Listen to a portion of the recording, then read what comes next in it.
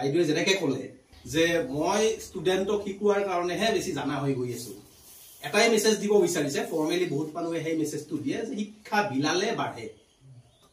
গতিকে শিক্ষা বিলাব লাগে, শিক্ষা বিলালে বাঢ়ে। আৰু সেই মহৎ কামটো এজন লোকে কৰি আছে, যিজন তেখেত আছে, আমি কৰি আছোঁ।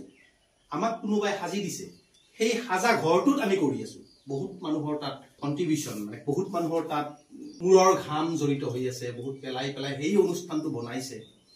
গতিকে তাত মই কৰি আছোঁ, কিন্তু তেখেতে সেই অনুষ্ঠানটো এই অনুষ্ঠানটো জন্ম দিছে।